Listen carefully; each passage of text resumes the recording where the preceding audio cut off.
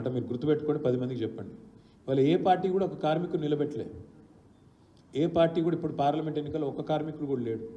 ఉన్న ఒకే ఒక కార్మిక నాయకుడు కార్మికులోంచి వచ్చినోడు కొప్పుల ఈశ్వర్ గారు, స్వయాన సింగరేణి కార్మికుడు. మర్చిపోకండి. ఇవాళ అక్కడ పోటీ ఓ ఈశ్వరుడికి కోటీశ్వరుడికి మధ్య నడుస్తున్నది, ఒక ధనవంతుడికి ఇంకో గుణవంతుడికి మధ్య నడుస్తున్నది. కాబట్టి కొప్పుల ఈశ్వర్ లాంటి ఒక మంచి నాయకుడు 24 ఏళ్ళు కేసీఆర్తో కలిసి నడిచిన ఒక సహచరుడు, సింగరేణి కార్మికుడిగా తన ప్రస్థానాన్ని ప్రారంభించి మంత్రి స్థాయి దాకా ఎదిగిన నాయకుడు ఇవాళ మన ప్రతినిధి అక్కడ మనకు పెద్దపల్లి పార్లమెంట్లో. తర్వాత నాగర్ కర్నూల్లో ఒక మాజీ ఐపీఎస్ అధికారి, మొన్నటిదాకా బహుజన్ సమాజ్ పార్టీ అధ్యక్షుడిగా ఉండే పెద్ద మనిషి.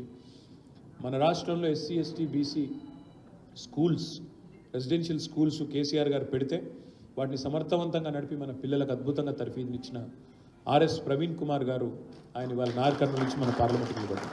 తప్పకుండా వారు కూడా మంచి క్యాండిడేట్ అవుతున్నారు, తప్పకుండా గెలుస్తారు, ఫార్మర్ ఐపీఎస్. అదేవిధంగా మరొక సోదరుడు వరంగల్లో కడియం శ్రీహరి గారు వెన్నుపోటు పొడిచి మన గొంతు కోసి పారిపోతే అక్కడ ఒక ఉద్యమ బిడ్డ 24 ఏళ్ళుగా కేసీఆర్ గారితో గులాబీ కండువా కష్టంలో కూడా కప్పుకొని నడిచి జైళ్ల పాలై ఉద్యమాల్లో ముందున్న ఒక విద్యావంతుడు డాక్టర్ సుధీర్ కుమార్ గారు, ఇవాళ హన్మకొండ జిల్లా పరిషత్ చైర్మన్, ఒక మాదిగ బిడ్డ. ఆయన ఈరోజు మన అభ్యర్థి. 3 ఎస్సీ సీట్లలో 2 మాదిగ వర్గానికి, 1 మాలా సామాజిక వర్గానికి. కాంగ్రెస్ పార్టీ ఈరోజు ఒక్క సీటు కూడా మాదిగ సామాజిక వర్గానికి ఇవ్వలేదు. కేవలం మన పార్టీ ఆ సమతూకాన్ని కూడా పాటించింది. మిగతా 12 సీట్లలో ఎస్సీ ఎస్టీ సీట్లు పోతే మిగతా 12 సీట్లలో 6 సీట్లు బీసీలకు ఇచ్చింది బీఆర్ఎస్. సార్ అంటే 50% బీసీలకు ఇచ్చిన మొట్టమొదటి పార్టీ, ఏకైక పార్టీ బీఆర్ఎస్. ఓన్లీ పార్లమెంట్లోనే కాదు, మొన్న అసెంబ్లీ ఎన్నికల్లో కూడా హైయెస్ట్ సీట్లు బీసీలకు ఇచ్చిందే బీఆర్ఎస్. కాంగ్రెస్ కంటే బీజేపీ కంటే రాష్ట్రంలో 119 సీట్లలో 32 సీట్లు ఆనాడు బీసీలకు ఇచ్చింది బీఆర్ఎస్. ఈరోజు కూడా 50% సీట్లు. మళ్ళీ ఇందులో ఎవరు ఆషామాషి వ్యక్తులు లేరు.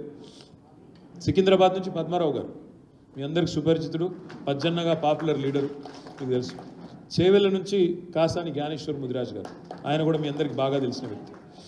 భువనగిరి నుంచి క్యామా మల్లేష్ గారు, నిజామాబాద్ నుంచి బాజిరెడ్డి గోవర్ధన్ గారు, జహీరాబాద్ నుంచి గాలి అనిల్ గారు, హైదరాబాద్ నుంచి గడ్డం శ్రీనివాస్ యాదవ్ గారు. ఈ రకంగా అద్భుతమైన సామాజిక సమతూకాన్ని పాటిస్తూ ముందుకు పోతూ ఉన్నాం.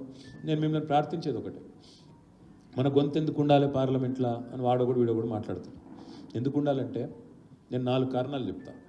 మొదటిది కార్మికుల విషయమే తీసుకుంటే, ఇవాళ సింగరేణిని ప్రైవేట్ పరం కానియద్దంటే బీఆర్ఎస్ ఉండాలి, గులాబీ కండువా పార్లమెంట్లో ఉండాలి. ప్రభుత్వ రంగ సంస్థలను అడ్డికి పావు షేర్ అమ్మద్దంటే కొట్లాడేటోడు ఉండాలి. బీజేపీ కాంగ్రెస్ వాడైతే ఉసుకో అంటే ఉసుకో, డిస్కో అంటే డిస్కో.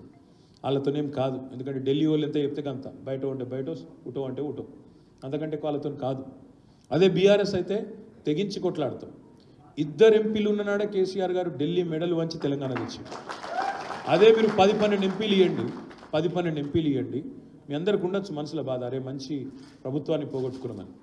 మీరు 10-12 ఎంపీలు గిన మాకు ఇస్తే సంవత్సరం లోపల మళ్ళీ తిరిగి కేసీఆర్ గారు రాష్ట్ర రాజకీయాన్ని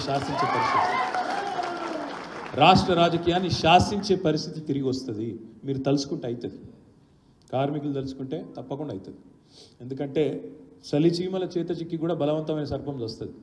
మనం ఒక్కొక్కరం బలహీనం కావచ్చు, చిన్నోళ్ళం కావచ్చు, కానీ ఒక మూటికి వస్తే గట్టిగా పట్టుబడితే తప్పకుండా 10-12 సీట్లు గెలుచుడైతే మీరు తలుచుకుంటే కష్టమేం కాదు.